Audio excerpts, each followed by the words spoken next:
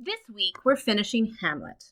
As you move to the end of the play, a number of themes become important. Some we've already seen in the first half of the text. How do you balance your obligation to family versus your obligation to your government? How do you know who to trust and what is truth?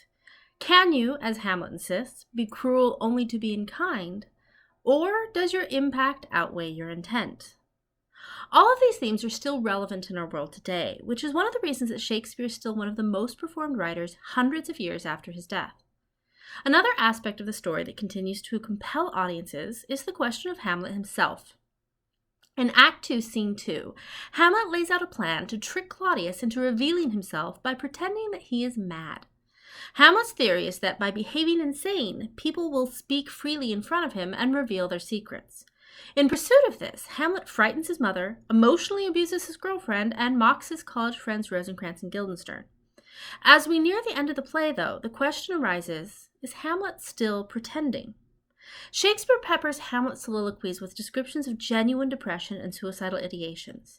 In his first speech, Hamlet longs for this too solid flesh to melt away. His famous to be or not to be speech is explicitly asking, is it better to put up with the cruelties of the world or end it all? But the suggestions of Hamlet's mental instability don't end there.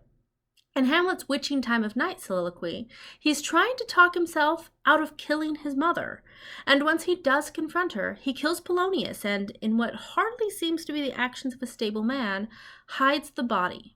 Reread the end of Act 3. The image of Hamlet there is haunting. So, is Hamlet pretending to be mad, or has he actually crossed the line into genuine mental illness? Shakespeare doesn't give us clear-cut answers here.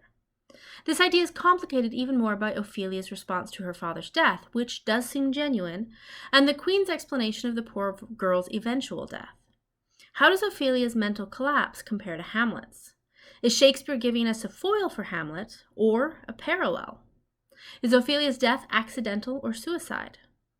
Shakespeare had this happen off stage, so that we only have the Queen's word for what really took place. And then in the next scene, he has the two gravediggers essentially accuse the Queen of lying. Who can we trust in this play? Hamlet, who may be mad? The Queen, who may be lying and may have aided in her husband's death? The ghost, who may not even exist? In a lot of ways, Hamlet is a play about trying to make the right decisions based on imperfect knowledge, a challenge that rings very true in today's world. He wants desperately to do the right thing, but his attempts to be sure about his actions eventually lead him to rash deeds, and these actions destroy the world that he is trying to protect. Even more tragically, as we are reminded at the very end, because he is a leader, his actions will destabilize all of Denmark. The war with Norway that has been literally sitting off stage throughout the play arrives just as the corruption and darkness in the royal family bring them down. And if we don't have leaders, where are we left? Shakespeare centers a lot of his plays around people of privilege, but if you look for it, in the soldiers and the servants and the gravediggers, the common people are always there. And in the final moments of the play, Shakespeare opens up the world of the play and asks, what now for the rest of us?